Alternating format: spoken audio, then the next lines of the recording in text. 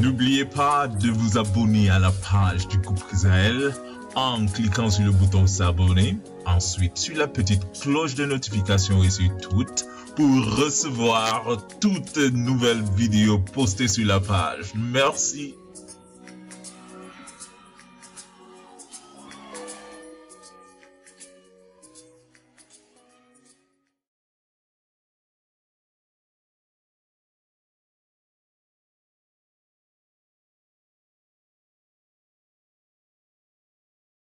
Thank you, Jesus, for loving me. Thank you, Jesus, for loving me. Thank you, thank you, thank you, thank you. Thank you, Lord, for loving me. Thank you, Jesus, for loving me. Thank you, Jesus, for loving me. Thank you, thank you, thank you, thank you, thank you, Lord, for loving me. Today I've come to thank you, Lord, for the air that I breathe in every day. There's nothing much better than the gift of life. Thank you, Lord, for loving me. Thank you, Jesus, for loving me. Thank you, Jesus, for loving me. Thank you, thank you, thank you, thank you, thank you, Lord, for loving me. When I was sick, you healed me. In hours of trials, you strengthened me. Even though I'm lonely, I'm glad I'm loved by you. Thank you, Lord, for loving me. Yeah. Thank you for the mountain. Thank you, Jesus, for loving me. Thank you for the valley. Thank you, Jesus, for loving me. Thank you for your blessing, the sun and the moon, the stars, Lord. Thank you, Lord, for loving me. Kwebasa, olame kwano change, uwebale, olwafamile yange, obakumye. Thank you, Lord, for loving me. Thank you, thank you, thank you. Thank you, Jesus, for loving me. Thank you for the rain. Thank you, Jesus, for loving me. Thank you for the Thank you, thank you, thank you, thank you. Thank you, Lord, for loving me. Papa, my Redeemer, my Savior, my chain breaker. I want to praise you, oh, I want to thank you, Lord, thank you. Thank you, Lord, for loving me. Thank you, Thank you, Jesus, for loving me. thank you, Thank you, Jesus, for loving me. thank you, Thank you, thank you, thank you, thank you, thank you, Lord, for loving me.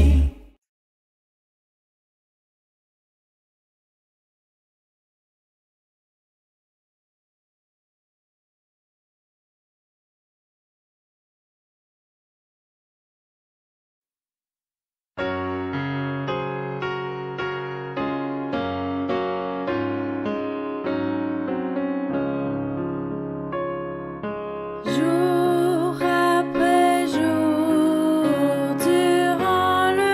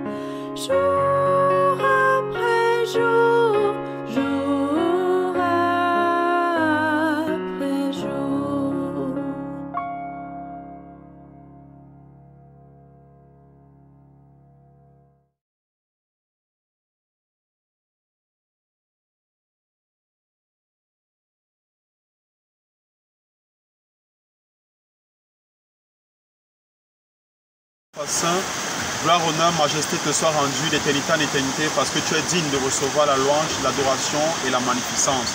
Nous te bénissons, Seigneur, parce que tu as permis en sorte que nous puissions être en ce jour de sabbat, Seigneur, ce 7e jour que tu as béni, sanctifié, mis en part pour t'adorer, pour te louer et pour te bénir. Éternel Dieu, maintenant que nous voulons entamer l'étude de ta parole, la première phase qui est l'étude profonde de ta parole, accorde-nous la sagesse et l'intelligence. Enfin, Seigneur, d'acquérir tes connaissances et de les mettre en pratique pour que celles-ci puissent nous aider, Seigneur, à vivre sur cette terre et à rendre nos mains dans ton Seigneur de vie. Sanctifie et bénis nos moniteurs, Seigneur, qui vont nous diriger durant cette étude. C'est au nom de Jésus-Christ que nous avons prié. Amen.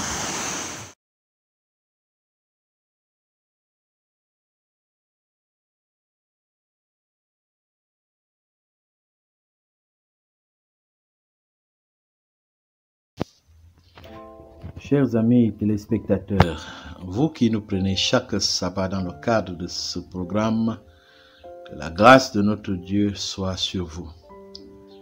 Nous étudions la 9e leçon de cette série sur le Deutéronome, quand vous serez convertis de tout votre cœur. La conversion et la repentance sont au cœur de cette leçon. Il s'agit pour nous de chercher à comprendre quel est le rôle que Dieu joue dans le processus de conversion et qu'est-ce que nous-mêmes nous devons faire dans le cadre de cette invitation à la repentance, cette invitation que Dieu nous fait, cet appel du Seigneur à la repentance. Le désir profond de Dieu, selon Deutéronome, le chapitre 5, verset 29, est que nous puissions nous détourner de nos mauvaises voies et revenir à lui. Si seulement ils étaient toujours disposés à me respecter, en mettant en pratique tous mes commandements. Eux et leurs descendants y trouveraient le bonheur en tout temps. Il y a du bonheur, chers amis téléspectateurs, chers amis auditeurs, il y a du bonheur à revenir à Dieu. Il y a du bonheur à respecter Dieu. Il y a du bonheur à lui obéir. Le désir de Dieu est que nous puissions nous tourner vers lui, que nous le craignons et que nous lui obéissions. Car c'est ce qui est meilleur, c'est ce qui est bien pour nous. Il a le pouvoir de nous contraindre à faire des choses, mais cependant il respecte notre libre arbitre, notre décision. Mais cette décision de répondre positivement à l'appel du Saint-Esprit, à se convertir et à réaliser le désir de Dieu, nous appartient. Nous sommes libres de décider, d'obéir, d'aimer et de marcher avec Dieu. Mais ce que Dieu désire profondément, c'est que nous puissions prendre cet engagement, que nous puissions avoir ces dispositions. Dieu est capable de prédire avec précision ce qui va arriver à une personne, à une nation, même l'avenir, les empires mondiaux. Il a prédit à travers l'histoire ce qui allait se passer. Toutefois, la préscience de Dieu n'invalide pas les décisions individuelles. Dieu sait simplement ce qui va être pris comme décision, mais il insiste et invite l'homme à prendre la bonne décision. Il nous invite à nous repentir. Il voit quel est le chemin que nous prenons et il nous propose, comme la leçon de la semaine passée, de choisir le bien, de choisir la vie, de nous repentir, de nous réaviser, de nous détourner. Et cette grâce de nous détourner de ce qui est mauvais et de revenir à Dieu, cette grâce, Dieu nous l'accorde par son esprit, en ce qui nous rend capables de bonnes œuvres pour l'accomplissement de sa volonté. Et il est capable de faire en nous ce qui lui est agréable par Jésus-Christ. Repentez-vous, convertissez-vous et obéissez. Ces versets du Deutéronome, chapitre 30, versets 1 à 3, décrivent parfaitement les mesures à prendre de notre côté. Tout d'abord, nous devons obéir, abandonner le péché et agir selon la volonté de Dieu. Nous convertir, c'est-à-dire littéralement c'est se tourner, arrêter de se détourner de Dieu et s'approcher de lui. Cesser d'être ce que nous étions hier pour devenir des bonnes personnes et puis se repentir, c'est-à-dire ressentir un profond chagrin pour avoir péché et prendre la décision de ne plus commettre les mêmes choses. Donc, aucune de ces étapes n'a le pouvoir de pardonner nos péchés ou de restaurer la relation que nous avons avec Dieu. Mais seulement, elle donne la possibilité à Dieu d'apprécier notre volonté, notre engagement, notre désir sincère de revenir à lui. Et Dieu, par sa puissance, transforme ainsi nos vies et nous donne la grâce d'être réadmis, d'être acceptés à nouveau comme ses fils et ses filles. Nous devons retourner à Dieu de tout notre cœur. Nous devons retourner à Dieu de tout notre cœur. Lorsque notre âme aspire à Dieu, il change notre cœur. Il effectue une circoncision du cœur. Il fait de nous de nouvelles personnes désireuses de le servir. Pour recevoir à nouveau les bénédictions de Dieu, il nous faut nous repentir de façon sincère, le servir et lui obéir. Alors, Jean-Baptiste, à son époque, a aussi prêché le message de la repentance. Il a appelé le peuple à la repentance. Changer radicalement, car le règne des cieux s'est approché. Jean-Baptiste et Jésus lui-même ont tous deux commencé leur ministère par un appel à la repentance. La repentance et l'évangile sont intimement liés. Après tout, à quoi servirait notre repentir si Jésus n'était pas mort pour nos péchés, pour nous accorder le pardon? Donc, nous sommes des pécheurs et par conséquent, nous devons nous repentir de nos péchés, changer nos habitudes, prendre de nouvelles décisions, la décision de nous détourner du péché, la décision d'abandonner nos mauvaises voies.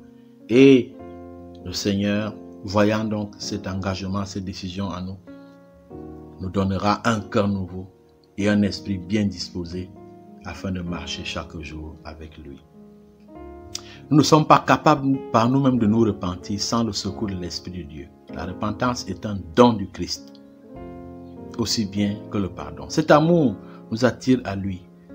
Si nous n'opposons pas de résistance, nous serons amenés au pied de la croix dans un sentiment de repentance pour les péchés qui ont rendu nécessaire le crucifixion du Sauveur.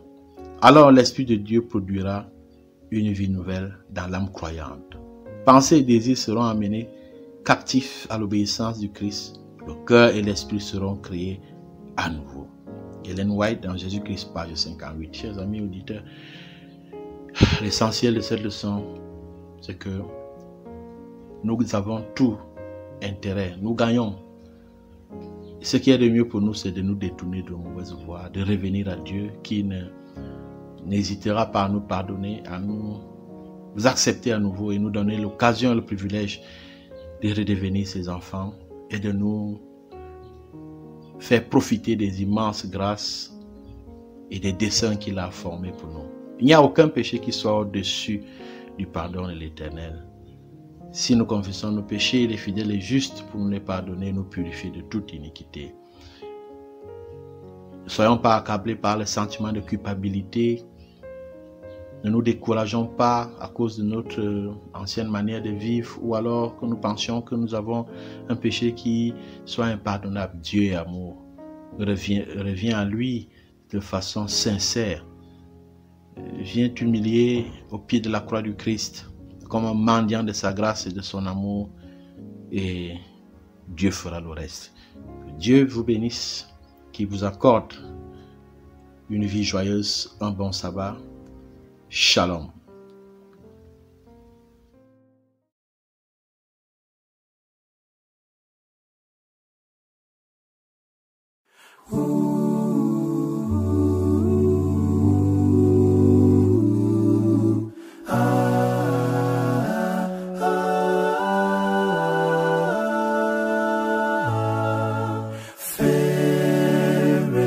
Lord Jesus, rule of all nature, O thou of God, and man the Son,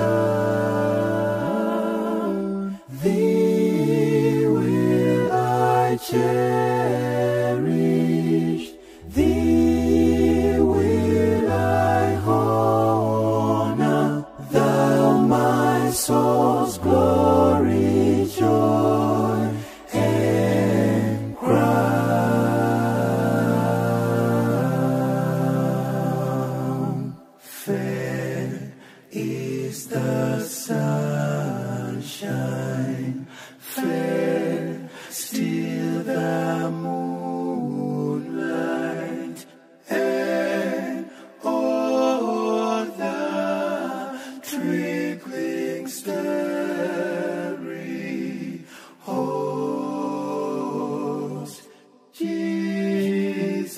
shines brighter.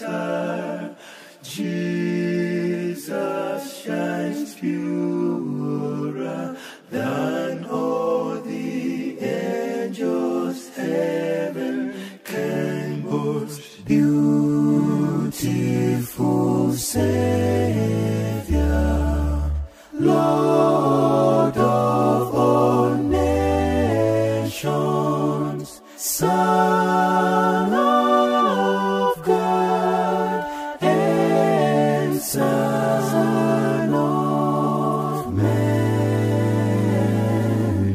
Glory and honor, praise, adoration, now and forevermore be thine.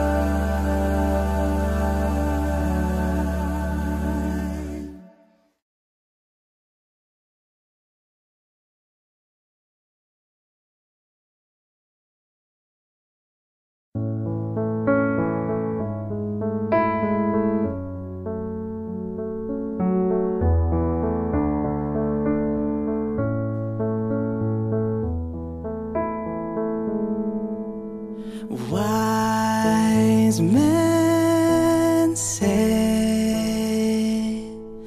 only fools rush in, but I can't help falling in love with you.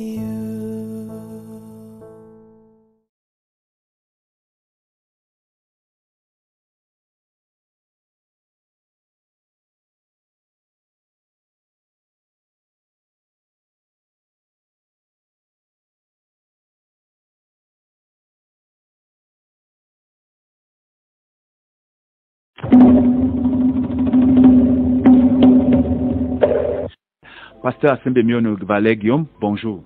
Mes respects, bonjour, Achille Bada Ngangou. Bienvenue une fois de plus à ce studio que vous avez manqué depuis sous cette forme. Oui, à cause de nos différentes sollicitations, vous m'avez manqué aussi. Les travaux du concile de votre institution, organisé en Zoom à Yaoundé, venaient de s'achever sous la coordination de l'administration de la division de l'Afrique de l'Ouest et du Centre des Adventistes du 7e jour, organe hiérarchique de la dénomination dont le siège est à Abidjan, en Côte d'Ivoire. Quelles sont les nouvelles résolutions importantes prises au cours de cette rencontre? Merci beaucoup, Achille. Je voudrais dire ici que nous sommes dans le processus de l'implémentation du plan stratégique que nous avons lancé en 2000, ayant pour thème « J'irai » et avec pour emphase la proclamation du message des 3 anges d'Apocalypse chapitre 14, versets 6 à 13. Il est question, pour le peuple de Dieu, d'annoncer l'évangile en impliquant toutes les sensibilités à l'intérieur comme à l'extérieur de l'Église. Il s'agit de proclamer aussi au monde les jugements de Dieu. À travers ce message, nous sommes appelés à consacrer l'adoration et la gloire à Dieu tout seul, comme créateur des cieux, de la terre et de la mer. Et nous devons aussi attirer l'attention des hommes à l'adoration de Dieu au jour qu'il a institué le sabbat de l'Éternel. À travers ce message, nous avons aussi renouvelé nos techniques pour avertir tous ceux qui donnent leur allégeance à Babylone, dont la chute est annoncée, et ce Babylone qui symbolise le christianisme apostat et hérétique, car tous ceux qui donnent leur allégeance à ces groupes de syncrétisme, tous ceux qui donnent leur allégeance à ces groupes apostats courent le risque de subir la colère de Dieu. En dehors de ce message d'Apocalypse chapitre 14, nous sommes aussi prononcés par rapport au changement de notre statut, qui fait aussi partie de notre plan stratégique. Oui, donc nous avons de façon formelle pris des dispositions et des votes pour que nous puissions accéder au statut de fédération qui est un statut de croissance et de maturité. Et enfin, il y a un point qui a attiré notre attention, qui fait aussi partie du plan stratégique, c'est-à-dire la reconstruction du siège de l'Union où est située la radio. Il est décrit. Une fois de plus, vous avez expérimenté les technologies de l'information et de la communication. Tout à fait. La connexion était bonne? La connexion, par la grâce de Dieu, était bonne. Parce qu'il faut vous le dire, c'est Dieu qui est le maître des temps et des événements et des conditions atmosphériques. Ça fait que chaque fois que nous voulions nous engager, on priait fermement, demandant à Dieu de contrôler les appareils, le climat et tout ce qu'il pouvait mettre en jeu pour que la session par visioconférence soit pour nous un succès. Et Dieu n'a pas failli. Les gouvernements du Cameroun qui mettent tout en œuvre pour qu'on s'arrime aussi. Le siège de votre institution est au Cameroun, comme plusieurs pays d'ailleurs, traversent des périodes sensibles liées à la corruption, l'éducation, la santé, l'économie, l'insécurité. Les actualités récentes nous écœurent encore. Oui. Pasteur, l'Église, ce n'est pas seulement la prière, il faut agir. Nous, on l'a appris. Est-ce que l'Église Adventiste 7e jour au Cameroun agit? Si oui, comment?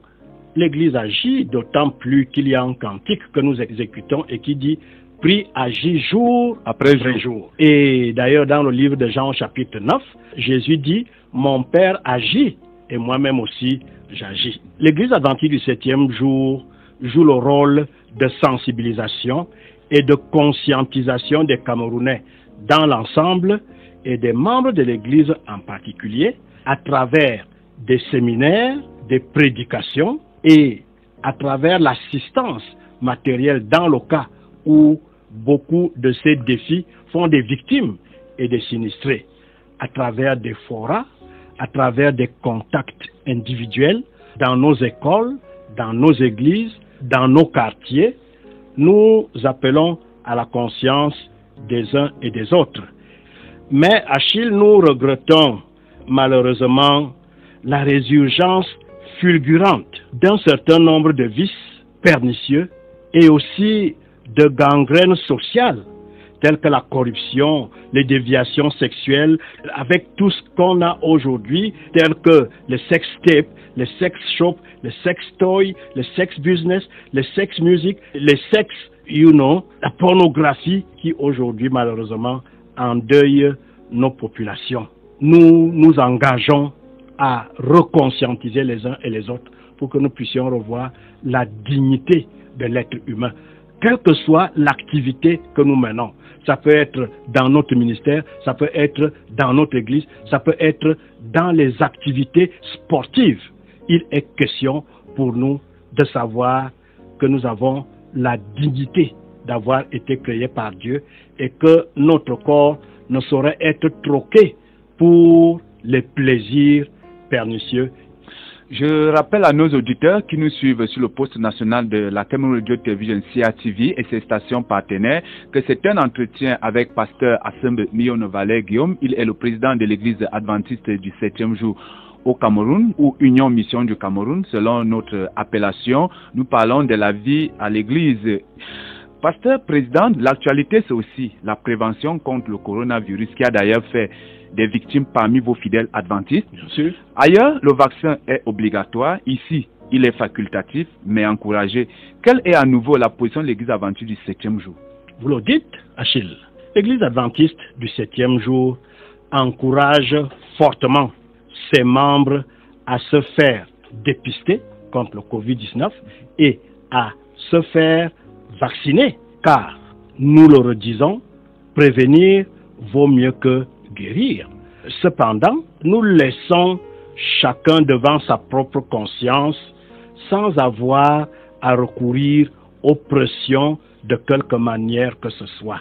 Parce qu'il faudrait le dire que les questions de santé, les questions de responsabilité personnelle doivent être l'objet de notre propre réflexion.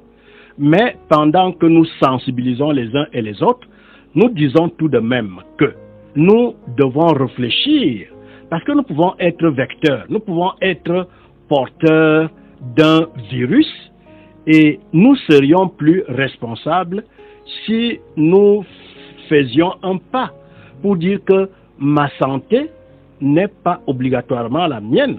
Parce que vivant dans une société, il est possible que mon comportement soit préjudiciable à celui de l'autre et que je peux communiquer, je peux infecter une autre personne. Et c'est pour cette raison que cette reconscientisation nous fait tout de même réfléchir sur le fait que si je ne fais pas attention, je peux communiquer à l'autre ma maladie. Pasteur Sembemion Valais Guillaume, félicitations que votre pays, le Cameroun, soit déjà sur la route de la qualification du mondial 2022. Oui. Vous étiez content? Vous avez dansé? Bien sûr, j'étais content et généralement, vous savez, il y a une façon pour beaucoup de Camerounais, lorsque les Lions indomptables remportent la victoire, il y en a qui dansent, il y en a qui sautent, il y en a qui rient, mais comprenez aussi qu'il y en a qui pleurent. L'émotion? L'émotion, bien sûr, j'en ai vu. Donc moi, je me suis levé, j'ai levé le poing pour dire « Hurrah !» Les Lions indomptables ont remporté la victoire. Quand c'est bon, il faut dire que c'est bon. Pasteur Sembe, le Cameroun doit organiser la Coupe d'Afrique des Nations. Plusieurs peuples vont se retrouver au Cameroun. Quelle sera la partition de l'Église adventiste du 7e jour lors de cet événement? Nous avons déjà, en tant que Camerounais, l'Église adventiste du 7e jour au Cameroun évolue dans un cadre qui nous est donné par la nation camerounaise. Nous vivons ici dans la paix, les autorités nous protègent, les autorités nous assistent. Par conséquent, nous sommes un facteur très important dans le fonctionnement de notre pays. Lorsque un événement tel que celui-là vient, je voudrais dire ici qu'en tant qu'Église, notre premier privilège, c'est de savoir que nous proclamons l'Évangile. Et vous voyez, nous sommes autour des stades, que ce soit à Diapoma, que ce soit au stade Omnisport de Yaoundé. Vous allez nous voir. Et nous avons cette liberté, nous avons cette protection de distribuer les livres, de prier pour les équipes qui viennent, de prier pour les visiteurs qui viennent. Et il y a des moments où, Achille, nous organisons aussi les investissements humains, parce qu'il faudrait en appeler à la conscience civique et salubre de nos populations. Parce qu'on aurait cru peut-être que ceux qui viennent visiter le Cameroun viennent visiter le président de la République, mais que non. Notre responsabilité est engagée. Donc, il est question pour nous, là où nous voyons les détritus, là où nous voyons les poubelles, et on constate même que parfois, délibérément, au lieu de jeter les ordures dans les poubelles, on peut se permettre de les jeter n'importe où, et même de passer sans les ramasser. L'Église adventiste du 7e jour a ce privilège de participer d'une façon ou d'une autre, et beaucoup plus dans la prière, la sensibilisation. Que les gens viennent au Cameroun pour remporter la victoire, pour jouer au football, mais pour rencontrer aussi Jésus-Christ et le salut. Amen, pasteur. On a appris que Sembe aime beaucoup la marche à pied et fait aussi du vélo. Est-ce que le pasteur doit aussi pratiquer du sport? Bien sûr. Je voudrais le dire ici. Quand vous lisez la parole de Dieu, vous allez constater là-bas que l'apôtre Paul utilise les images du soldat, les images du coureur, de l'athlète. Vous voyez. Tout ça nous fait comprendre que même le chrétien, quel qu'il soit, devrait se livrer à des activités physiques, que ce soit même biblique ou que ce ne le soit pas. L'être humain est appelé dans le développement de son organisme à s'exercer. Parce qu'on apprenait à l'école qu'un muscle qui ne travaille pas s'atrophie. Mais un muscle qui travaille s'hypertrophie. Et c'est pour cette raison qu'il est souhaitable de comprendre que nous souffrons de beaucoup de maladies parce que nous sommes dans ce que les autres appellent le sédentarisme. Vous n'allez pas passer toute une journée sur votre siège roulant. Après le siège, c'est l'ascenseur. Après l'ascenseur, c'est la voiture. Après la voiture, c'est la maison, d'autres maisons qui ont même l'ascenseur, où nous nous détruisons. C'est pour cette raison que sans être vraiment un athlète émérite, presque chaque jour, je prends au moins 1 heure de marche et aussi je prends mon vélo. Et la grâce de Dieu est sur moi, mais cette grâce n'est pas gratuite. Il faudrait qu'elle trouve que je fais des efforts pour savoir comment manger, pour savoir comment boire, pour s'exercer aussi physiquement. C'est un message qui passe. Je crois que vos collègues passés ont compris que de temps à autre, on peut déposer un peu la Bible pour marcher. Oui. On peut sortir de la famille pour marcher aussi un peu. Bien sûr. Parce qu'on a besoin de se ressourcer. Tout à fait. Beaucoup d'énergie, beaucoup d'oxygène aussi. Tout à fait. Alors, pasteur Assembemio Nevalais Guillaume, président de l'Église adventiste du 7e jour au Cameroun, un message pour vos frères et sœurs dans la foi. Merci beaucoup, Achille. Nous devons reconnaître ici le travail abattu dans nos différents établissements par nos enseignants. Malgré la pandémie de la COVID-19, nos établissements se caractérisent par de très bons résultats dans tous les examens. Je lève mon chapeau ici pour dire à tous les enseignants mes félicitations et ma reconnaissance et apprécier à sa juste valeur la fidélité, l'engagement et l'esprit de sacrifice de nos membres d'Église qui s'expriment à travers le soutien des activités de l'Église en toute occasion, favorable ou non. Je vois comment nos membres d'Église construisent les temples. Je les vois s'investir dans l'évangélisation par petits groupes et sur Internet. Je vois aussi comment ils adorent Dieu, comment ils rendent gloire à Dieu. Que le Seigneur vous bénisse, nous le reconnaissons. Mais je voudrais nous demander aussi de nous mobiliser pour le plan stratégique dont le thème est « J'irai ». De nouvelles campagnes d'évangélisation sont programmées par-ci par-là. Nous sommes appelés à y participer. Mais aussi, Achille, restons vigilants et ayons le discernement quant aux réseaux sociaux immatures et irresponsables qui se caractérisent par les fake news, la désinformation, l'instrumentalisation et le chantage. Et ces choses touchent beaucoup plus les consciences non avisées. Achille, les périodes qui nous conduisent vers les fins d'année sont très complexes et confuses. Elles sont imprévisibles et extrêmement stressantes. Ce sont des moments où les enjeux qui engagent la vie et la mort sont très déterminants. Je demande au peuple de Dieu, restons sobres, tempérants. Cherchons premièrement le royaume et la justice de Dieu. Prions pour la sécurité de notre pays, au nord-ouest et au sud-ouest et à l'extrême nord. Achille, j'ai du cœur pour la jeunesse. J'exhorte particulièrement nos enfants, les jeunes, à la réflexion et à la vigilance quant à la gestion sage et appropriée de leur corps, qui est le temple du Saint-Esprit, et aussi qu'ils soient conscients, n'est-ce pas, de la dignité que revêt ce corps.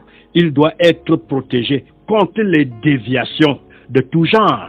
Je souhaite que la paix, l'unité, l'amour, la foi et l'espérance, et la consolation aussi, soient apportées aux membres, aux citoyens de notre pays.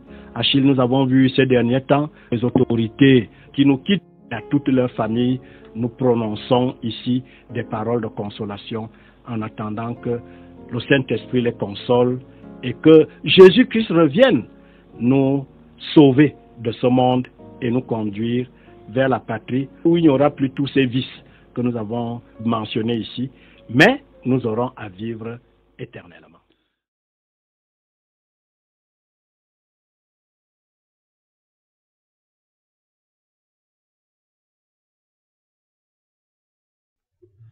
Lift up the trumpet and loud let it ring. Jesus is coming again.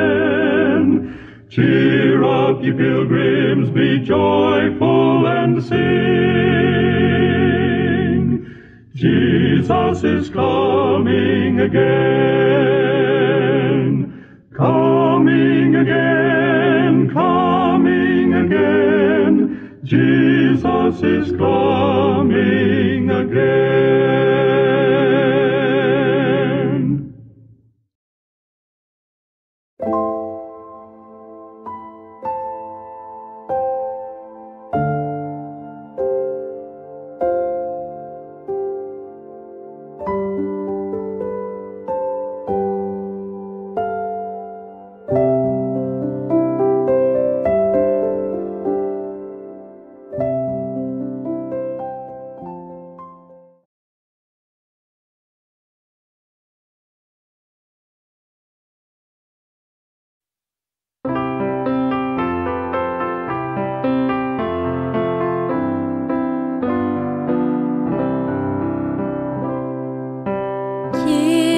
bon à ton service, Jésus mon sauveur,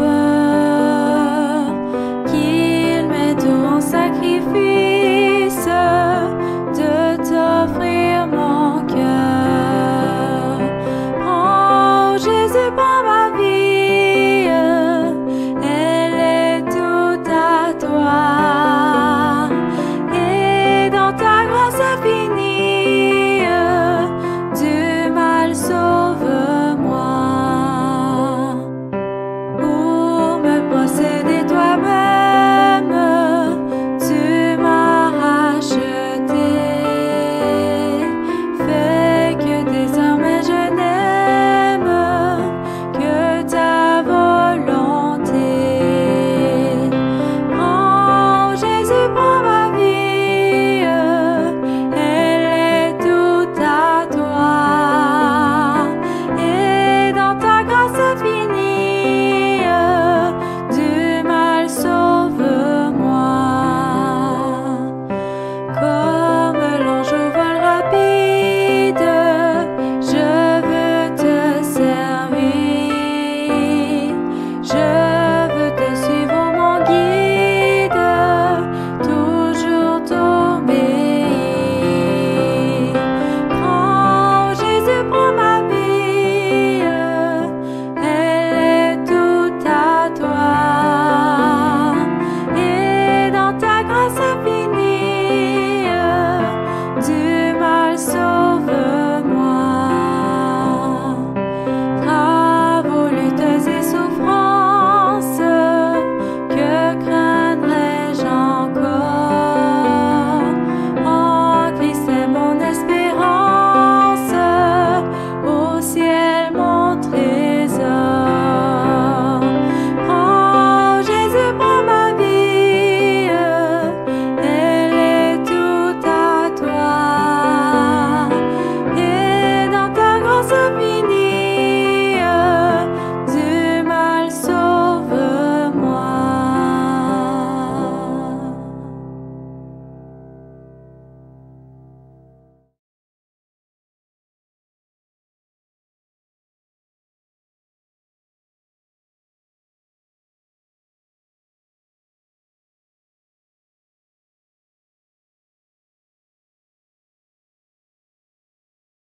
Éternel, notre Dieu, nous te bénissons et nous te rendons grâce pour tes grâces que tu n'as de cesse de nous accorder. Merci de nous avoir réveillés ce sabbat matin pour ce programme. Nous te supplions déjà de nous accompagner, non seulement pendant l'étude que nous allons mener, mais également que le message que tu vas nous transmettre, Seigneur, que cela puisse être une partie de notre vie, que nous puissions mettre cela en pratique. Sois avec nous pendant toute cette cérémonie et bénis ton nom dans nos multiples activités. Permets à ce que ce programme puisse s'étendre dans tout le monde entier et que tes enfants qui ont soif d'entendre ta parole puissent à travers ces médias, Seigneur, l'écouter et pouvoir revenir à toi. Accompagne-nous donc pendant ce programme parce que nous t'avons supplié dans le sang précieux de ton Fils Jésus-Christ. Amen.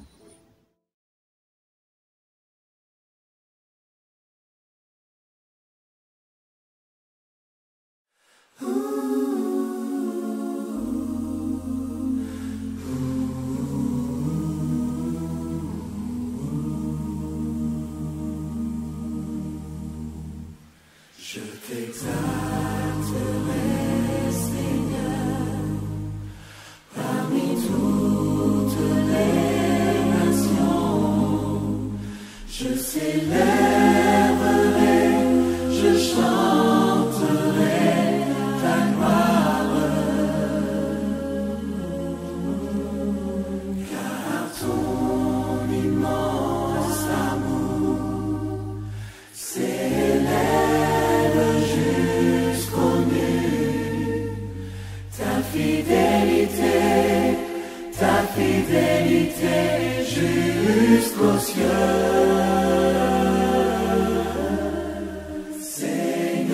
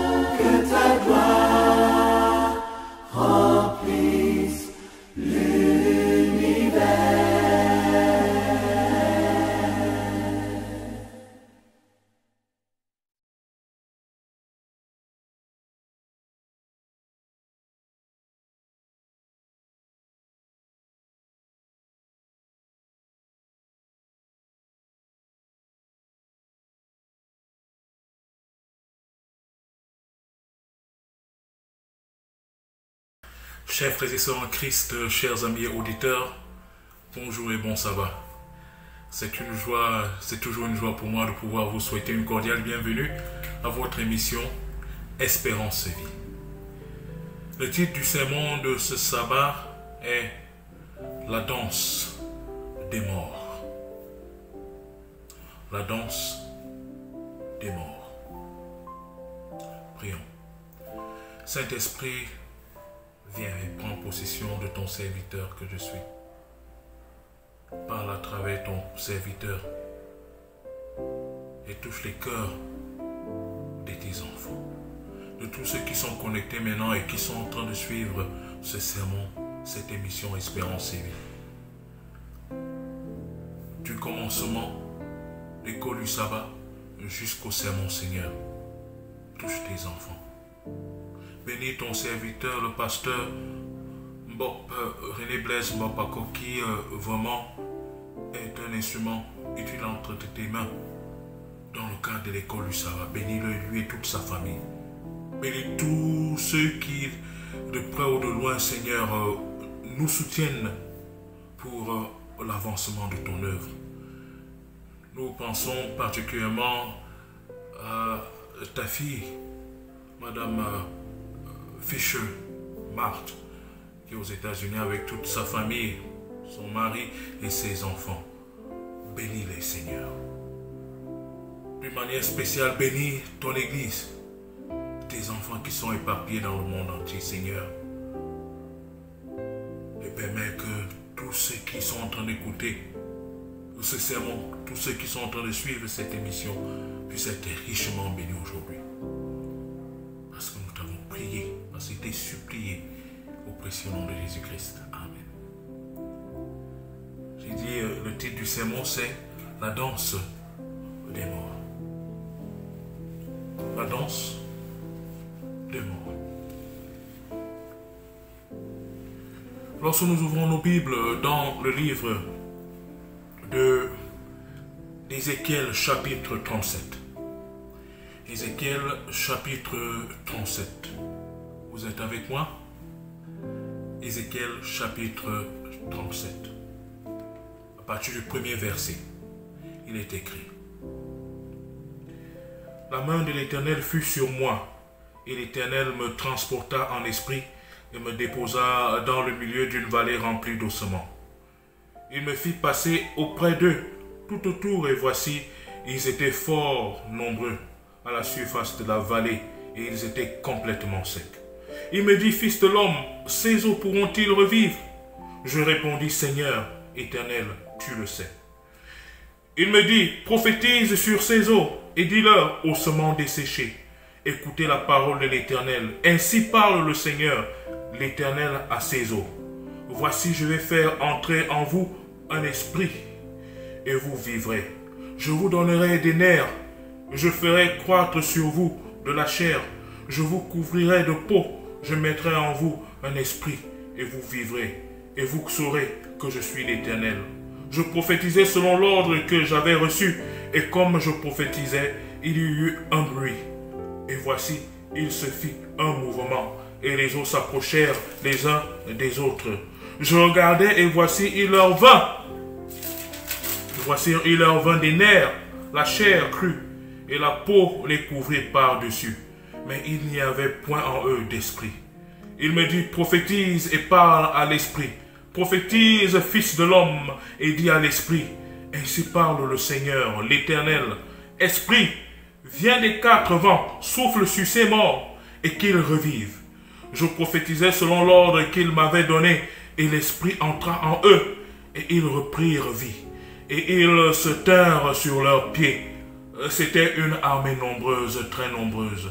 Il me dit: Fils de l'homme, ces eaux, c'est toute la maison d'Israël.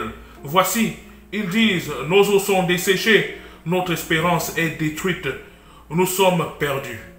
Prophétise donc et dis-leur: Ainsi parle le Seigneur, l'Éternel. Voici, j'ouvrirai vos sépulcres, je vous ferai sortir de vos sépulcres, ô mon peuple, et je vous ramènerai dans le pays d'Israël. Et vous saurez que je suis l'Éternel lorsque j'ouvrirai vos sépulcres et que je vous ferai sortir de vos sépulcres. Ô mon peuple, Je mettrai mon esprit en vous et vous vivrez. Je vous rétablirai dans votre pays et vous saurez que moi, l'Éternel, j'ai parlé et agi, dit l'Éternel. Alléluia. La danse des morts.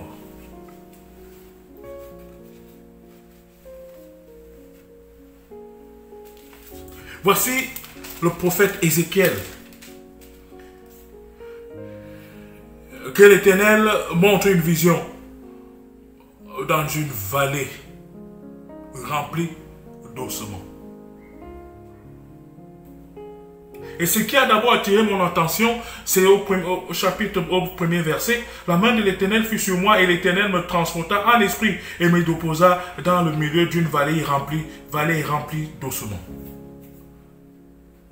Une vallée est un endroit bas et entouré de collines. Et qui veut dire que c'est dans la vallée qui devrait en principe avoir présence de vie. Présence de vie. Car la rivière coule à travers la vallée. Car le fleuve coule à travers la vallée. Et là où il y a l'eau, il y a vie. Et c'est là aussi où les animaux vont boire de l'eau. Dans la vallée. Donc la vallée devrait en principe être un symbole de vie et d'abondance. Mais le prophète plutôt, il voit là où il devrait avoir la vie, là où il devrait avoir l'abondance, il voit plutôt qu'il y a présence de mort. Il y a un contraste. Comment est-ce que là où il devrait avoir la vie en abondance, il y a plutôt présence de quoi? De mort, d'ossements desséchés.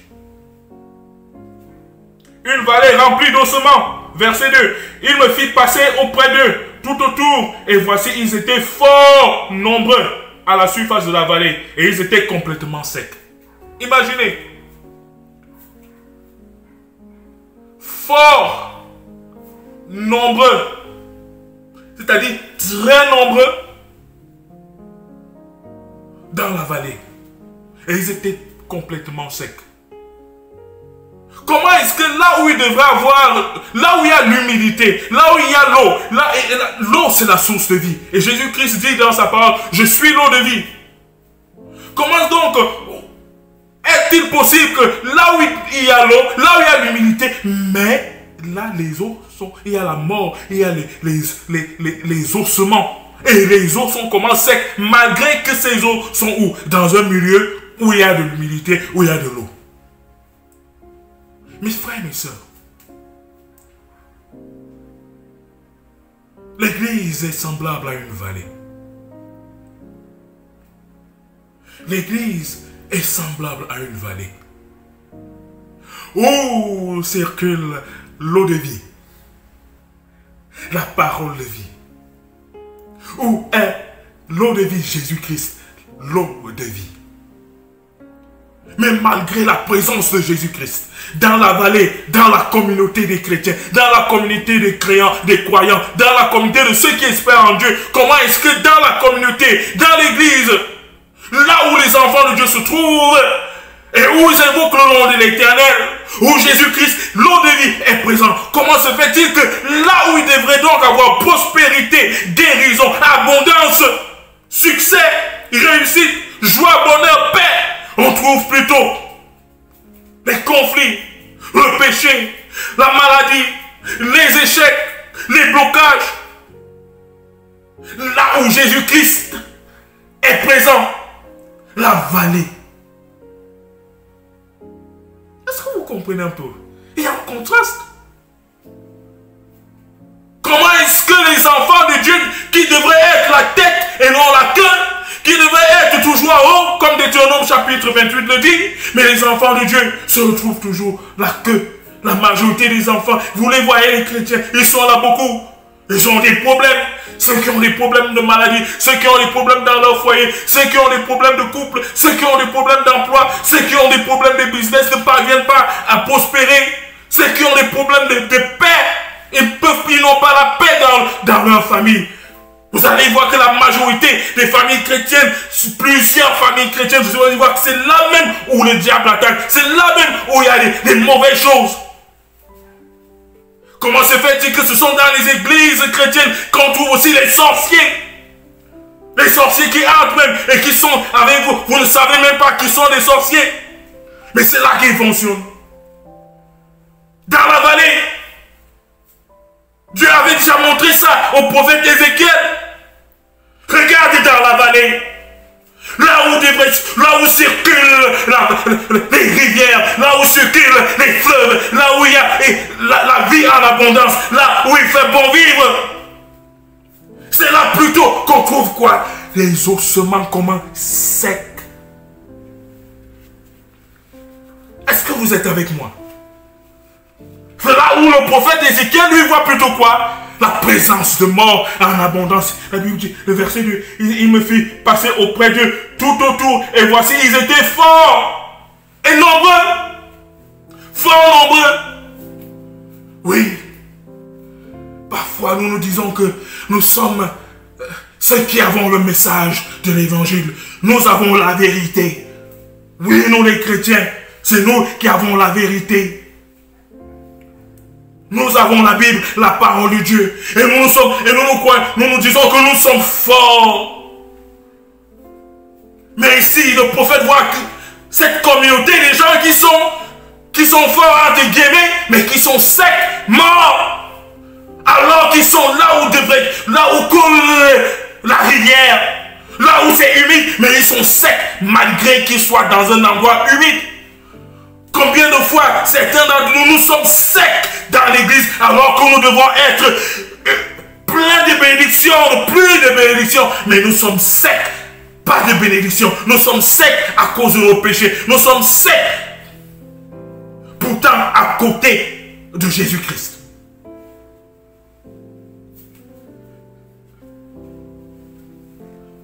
Et je vois ça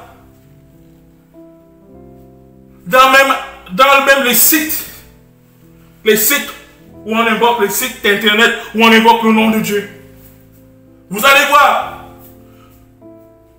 Je prends même Israël, le groupe Israël, comme un exemple. Nous sommes déjà à plus de 15 800 membres du groupe dans ce site. Mais vous allez voir, lorsqu'on évoque, les gens sont là, ils sont seulement membres de nom. Mais ceux qui sont là chaque jour, ils sont présents lors d'une méditation, lors d'une prière, à suivre l'école du sabbat. Vous les voyez, cette poignée de personnes qui sont toujours là, qui écoutent la méditation, qui écoutent la prière. Ils prient, ils étudient l'école du sabbat. On les voit, ils sont une centaine par jour.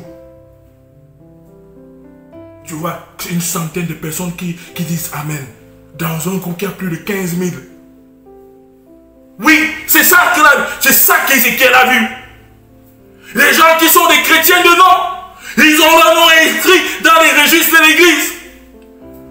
Mais ils sont là, forts, bien sûr, dans la connaissance, mais secs, des ossements desséchés. Vous voyez même dans les églises, allez le mercredi à l'église, vous allez voir l'église n'est pas pleine.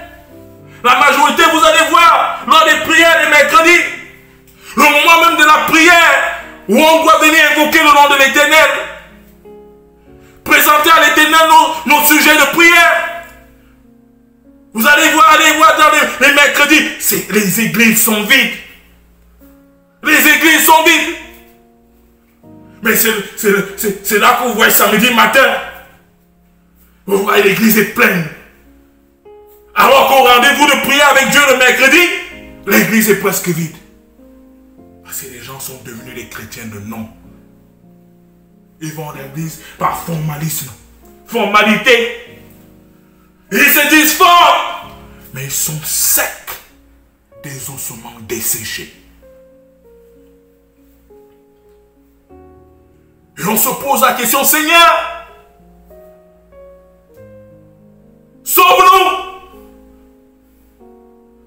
Est-ce que nous allons demeurer ici, présents dans la vallée de la bénédiction? nutrition, mais pourtant nous sommes desséchés. Nous sommes des eaux desséchées. Nous sommes desséchés. Nous sommes éloignés de Dieu, malgré que Dieu soit présent.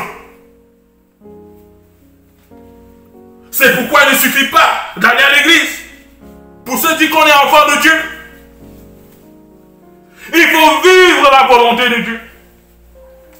Et c'est ce que le prophète Ézéchiel a vu dans sa vision. Dans la vallée où il devrait avoir abondance, une prospérité. Mais la vallée était pleine de quoi? D'ossements desséchés, fort nombreux. La Bible pouvait dire très nombreux. Il y a une différence entre fort nombreux et très nombreux. Ici, la vision, c'est que ces gens se prennent fort. Ces gens sont en principe des gens qui sont entre guillemets forts, mais en réalité, ils ne pratiquent pas la connaissance de la parole de Dieu. Ils sont forts en connaissance, mais ils sont desséchés en pratique. Ils sont des ossements desséchés. Ils sont morts parce qu'ils ne pratiquent pas la parole de Dieu. Ma soeur, est-ce que tu mets en pratique la parole de Dieu? Mon frère, est-ce que tu mets en application la parole de Dieu? Est-ce que nous mettons en application ce que nous connaissons? Est-ce que notre connaissance théorique se matérialise de ce matériel et nous vivons avec Christ? Malheureusement, beaucoup ne le font pas. Ils ont une connaissance, mais ne pratiquent pas ce qu'ils savent de la vérité. Ils sont devenus des ossements desséchés dans la vallée que le prophète Ézéchiel a vu. Oui! Mais j'ai dit le titre du sermon, c'est la danse des morts.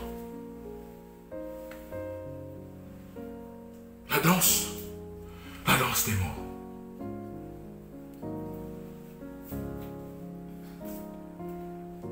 Verset 3, il me dit, fils de l'homme, ces eaux pourront-ils revivre?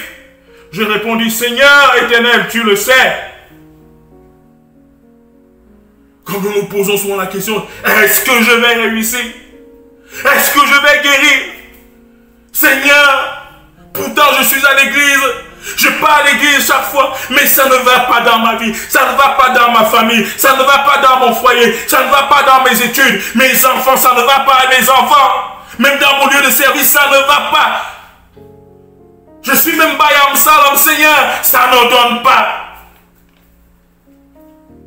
Je suis fonctionnaire, les autres progressent. Moi, je n'ai pas de nomination. Je patauge, je suis place. Je suis dans la vallée, mais je suis mort comme des ossements desséchés que le prophète Ézéchiel a vu dans la vision. Certains d'entre nous sommes devenus des ossements desséchés, secs, à cause de nos péchés. Parce que nous nous sommes éloignés de Dieu. Parce que nous avons commencé à vivre une vie qui déshonore Dieu. Alors, quoi que nous soyons chrétiens, quoi que nous soyons anciennes églises, quoi que nous soyons pasteurs, quoi que nous soyons diacres, diaconesses, quoi que nous soyons grands choristes, nous sommes dans la présence de Christ, mais nous sommes secs, desséchés. Pas de prospérité spirituelle, pas de prospérité matérielle, parce que nous nous sommes éloignés de Dieu. Quoi que nous soyons dans la présence de Jésus-Christ. Est-ce que nous sommes ensemble?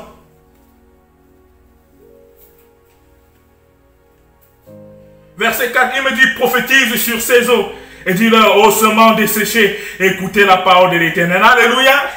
La bonne nouvelle est que, mon frère, ma soeur, si tu te retrouves dans cette situation, ou quoi que tu sois chrétienne ou chrétien, mais ta vie spirituelle ne donne pas. Et par conséquent, les malédictions te poursuivent. Parce que vous savez, lorsque le psalmiste dit, oui, le bonheur et la grâce m'accompagneront tous les jours. Ça, c'est pour ceux qui vivent selon la volonté de Dieu. Mais quand tu ne vis pas selon la volonté de Dieu, ce n'est plus la grâce et le bonheur qui t'accompagnent tous les jours. C'est les malédictions et le mal et le malheur qui t'accompagnent tous les jours. Oui, parce que l'opposé de la grâce et le bonheur, c'est la malédiction et le malheur. Les malchances, les échecs, les choses qui ne t'arrivaient pas avant commencent à t'arriver. Les choses qui ne se rapprochaient même pas de toi commencent à t'arriver. Oui. Mais la bonne nouvelle dans ce verset 4 est que même si nous sommes des ossements desséchés, Dieu nous voit et il nous appelle. S'il voit notre état d'esprit, notre cœur désireux d'abandonner le péché, Dieu peut ordonner le changement de ta vie. Alléluia. Il dit le titre du sermon, c'est quoi? La danse des morts. La danse des morts.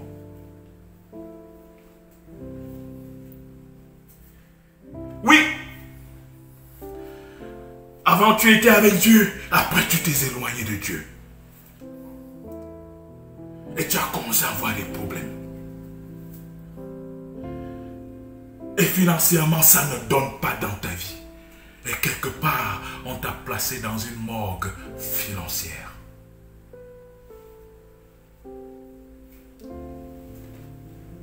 Oui, avant, tu étais bien avec Dieu. Après, tu as commencé à t'éloigner de Dieu. Et les maladies qui ne t'arrivaient jamais ont commencé à te frapper. Tu pars à l'hôpital, il n'y a pas de changement, pas de guérison. Tu vas même à l'indigène, pas de solution. Et ta vie est en bas. Et on t'a placé quelque part dans cette morgue sanitaire. Quoi que tu sois en vie, mais tu es considéré comme mort. Quoi que tu sois en vie, ma soeur, mais tu es considéré comme morte dans une morgue du péché. Et tu es là. Ça ne va pas. Tu essaies même d'avoir même des relations. Si tu es une femme, tu cherches, tu fais tout pour être même belle. Mais les hommes ne sont pas intéressés. C'est les quelques hommes même qui viennent, c'est pour t'exploiter. Après ça, dès qu'ils t'ont exploité, ils t'ont sucé comme une orange et puis on te jette à la poubelle. Et tu ne parviens pas à avoir un homme sérieux. Quelque part, on t'a placé dans une morgue sentimentale.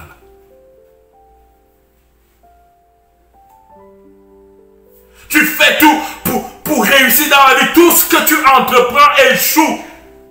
Et tu deviens la risée de la société. Quelque part, on t'a placé dans une morgue sociale. Tu étudies, mais tu joues à l'examen, tu échoues. Et tu te poses la question de qu'est-ce qui t'arrive? Tu fais bien tes devoirs, tu étudies. Mais toujours que quand les résultats des examens sortent, ton nom ne sort pas. Et tu reprends la même classe 2, 3, 4, 5, 6 fois. Les gens qui étaient en 6e viennent te retrouver. Les autres avancent. Ils ont les diplômes. Mais tu ne parviens pas à réussir. Et on t'a placé dans cette morgue académique. Quoi que vous soyez vivant. Mais parce que quelque part, vous avez tourné votre dos à Dieu. Et le monde s'est mis à tomber sur vous. Les puissances éternelles vont commencer à vous poursuivre dans tous les aspects de vos vies. Et ça ne va pas. Et quoi que vous soyez en vie, vous êtes comme si vous êtes morte, ma soeur. Vous êtes comme si vous êtes mort, mon frère. Vous êtes dans une morgue. Vous êtes devenus des os desséchés. Vous êtes dans la vallée. Dans la vallée des ossements desséchés. Mais Jésus-Christ dit, par le prophète Ézéchiel, qui prophétise, Dieu dit, prophétise. Il a dit, prophétise sur ces eaux. Et dit-leur, ossements desséchés, écoutez la parole de l'Éternel. Est-ce que vous comprenez, mes frères et sœurs? Le premier changement vient lorsque nous écoutons la parole de qui? De l'Éternel. Alléluia. Les gens ne savent pas qu'au lieu Quand vous avez des problèmes, c'est parce que vous avez des problèmes qu'il faut aller à l'église. Quand vous avez des problèmes, c'est parce que vous avez des problèmes qu'il faudrait écouter le sermon. Quand vous avez des problèmes, c'est parce que vous avez des problèmes que vous voulez des solutions à vos problèmes qu'il faudrait étudier la Bible, écouter la parole de Dieu, louer Dieu. Vous voyez, le premier miracle, la première condition pour que ces hommes puissent sortir de ces situations, il faut qu'ils écoutent quoi? La parole de l'Éternel. Alléluia. Soyez bénis, vous qui êtes fidèles et qui écoutez les sermons de chaque samedi, qui écoutez les cours du sabbat de chaque samedi, qui êtes fidèles à cette émission, l'Éternel va opérer les miracles dans vos vies. Au nom de Jésus-Christ. Il me dit, prophétise sur ces eaux. Et dis-leur, ô semences desséchées, écoutez la parole de l'Éternel. Alléluia. Ma soeur, si tu as négligé la parole de Dieu, à partir de maintenant, écoute la parole de l'Éternel. Alléluia. Et ta vie va changer. Mon frère, si tu as négligé la parole de Dieu, à partir d'aujourd'hui, écoute la parole de l'Éternel. Suis les sermons. Suis les études bibliques. Suis les méditations. Sois fidèle aux méditations quotidiennes. Sois fidèle aux prières. Sois fidèle à la louange de Dieu. Lorsque tu écoutes la voix de l'Éternel à travers les méditations, à travers les prières, à travers les sermons, à travers les cours du sabbat, le changement commence. Le changement a déjà été téléchargé dans ta vie. Alléluia.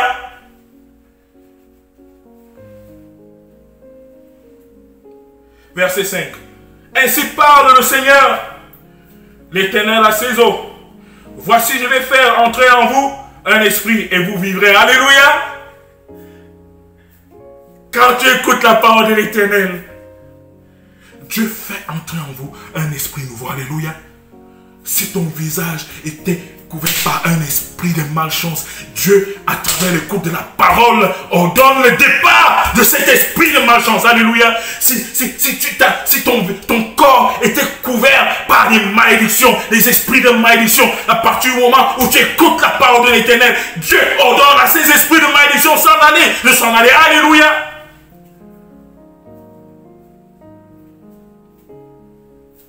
Vous allez chercher à vous faire laver les visages au village.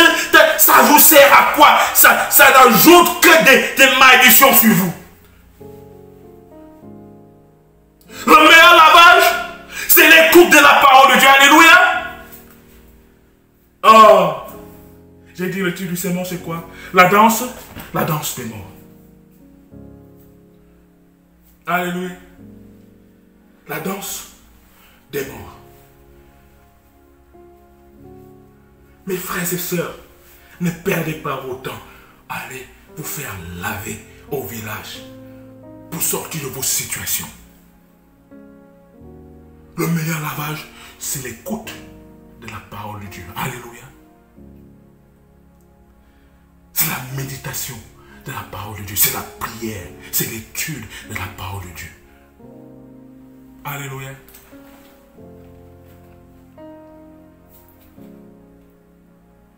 Ainsi parle le Seigneur, l'Éternel à ses eaux. Voici, je vais faire entrer en vous un esprit et vous vivrez. Je vous donnerai des nerfs. Je ferai croître sur vous de la chair. Je vous couvrirai de peau. Je mettrai en vous un esprit et vous vivrez. Alléluia. Ces eaux, le prophète est en train de prophétiser à ces eaux à travers la parole de l'Éternel. Ces eaux sont encore éparpillées dans la vallée. Éparpillées. Il y a certains d'entre vous qui est c'est-à-dire que votre vie est éparpillée dans les foyers des autres, dans les maisons des gens, dans les bureaux des autres. Ici, on parle de ta tête, l'autre part, on parle de tes pieds, on parle de ton ventre, on insulte tes yeux. C'est ton œil qu'on voit que c'est tordu, c'est ta peau, c'est-à-dire que partout vous êtes éparpillés. Dans les maisons des gens, on parle de vous, on calomnie sur vous. Mais gardez la foi, parce que Dieu va opérer les miracles.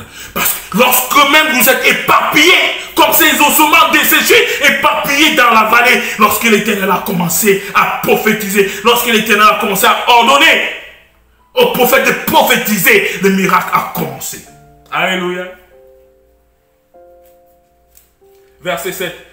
Je prophétisais selon l'ordre que j'avais reçu. Et comme je prophétisais, il y eut un bruit. Alléluia. Alléluia. Il y eut un bruit. Et voici, il se fit un mouvement. Alléluia. Et les autres s'approchèrent les uns des autres. Alléluia. La Bible dit que dès que le prophète s'est mis à prophétiser, à parler, selon l'ordre de l'Éternel, il y a eu un mouvement dans la vallée. La tête qui était éparpillée de l'autre côté a commencé à bouger pour aller retrouver le cou. Le bras qui était de l'autre côté a commencé à quitter de là où c'était pour aller retrouver le corps. Le pied qui était peut-être à 100 mètres a commencé à bouger. Et il y a eu un mouvement des eaux desséchées. C'est comme ça, mes frères et sœurs, quelle que soit votre situation, si vous écoutez la parole de l'Éternel, l'Éternel prophétisera dans vos vies à travers les méditations, à travers les prières, à travers les sermons, à travers l'étude de la parole de Dieu. Il y aura un mouvement dans vos vies. Les choses qui ont été gâtées dans vos vies vont commencer à se rassembler pour prospérer. Votre santé qui ne va pas, Dieu va ordonner et la santé va revenir vers vous. Le bonheur qui vous a été éloigné, ce bonheur, par la prophétie de l'Éternel, va commencer à revenir. Vous retrouvez les eaux qui étaient éparpillées dans la vallée ont commencé à bouger et former le squelette. Alléluia. Si on t'a mangé quelque part, si on t'a détruit même par la parole, même si on a complété contre toi, lorsque tu écoutes la voix de l'Éternel et que tu pries et que tu loues le Seigneur, l'Éternel prophétisera à travers un sermon, à travers un serviteur de Dieu, à travers une étude biblique, à travers une méditation, à travers une louange, et ta vie éparpillée sera rassemblée au nom de Jésus-Christ, restaurée au nom de Jésus-Christ. Alléluia. Le mouvement a commencé dans la vallée. Alléluia. La danse avait déjà commencé. La danse avait déjà commencé. Les morts, ce mouvement était organisé, très discipliné.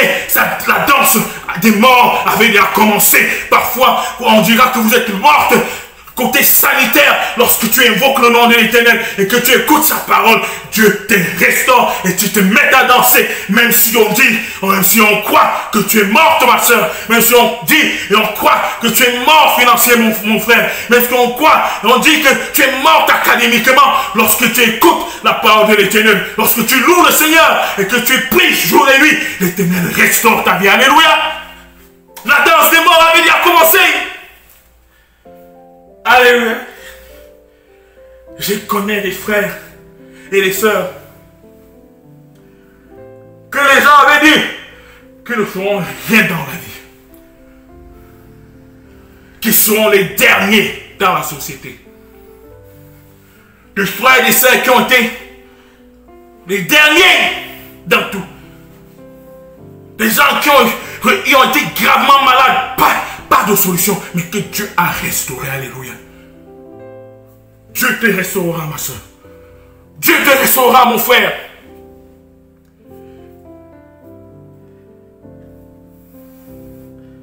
Et tu pourras revivre au nom de Jésus-Christ. Alléluia.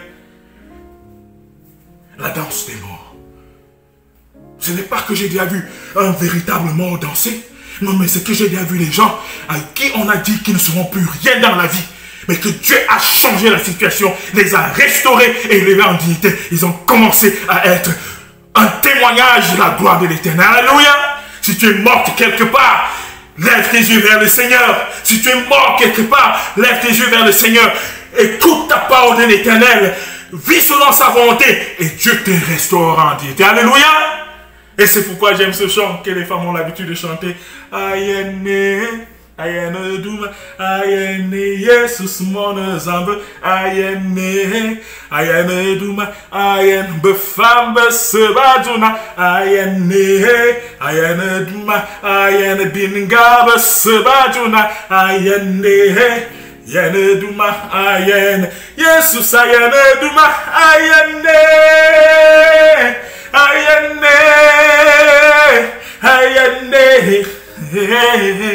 Oh oui, Dieu est digne d'être glorifié. C'est ce que ce chant dit. Dieu est digne d'être élevé. Même si nos situations sont terribles, même si nous nous sommes éloignés de Dieu, Dieu est ce Père qui attend que nous puissions nous repentir et crier vers lui, Seigneur, sauve-moi. Ma soeur, crie vers l'Éternel, Seigneur, sauve-moi. Même si tu es malade, crie vers l'Éternel, Seigneur, guéris-moi. Même si tu as des situations terribles dans ta vie, crie vers le Seigneur Dieu en disant, Seigneur, sauve-moi. Crions vers l'Éternel en disant, Seigneur, sauve-nous. Et les ossements desséchés que nous étions dans la vallée, Dieu nous donnera un souffle nouveau. Alléluia. Il nous restaurera en dignité. Alléluia. La danse des morts. Que l'Éternel te bénisse, mon frère, ma soeur. Qu'il nous bénisse et qu'il nous permette de nous rendre compte que nous nous sommes éloignés de Dieu. Que nous ayons la force et le courage de nous repentir, d'abandonner ces mauvaises choses et de venir vers l'Éternel, en écoutant la voix de l'Éternel à travers les sermons, les méditations, la parole de Dieu et la louange, et l'Éternel ordonnera notre restauration, notre élévation en dignité. Alléluia. Et quoi que les gens disent que nous sommes morts, ils verront comment les morts dansent pour la gloire de l'Éternel. Alléluia. Que l'Éternel vous bénisse. La danse des morts. Amen.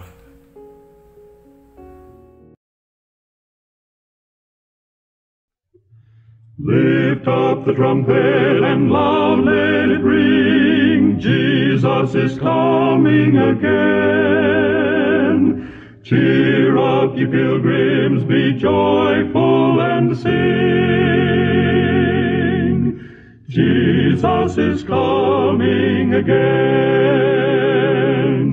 Coming again, coming again. Jesus is coming again.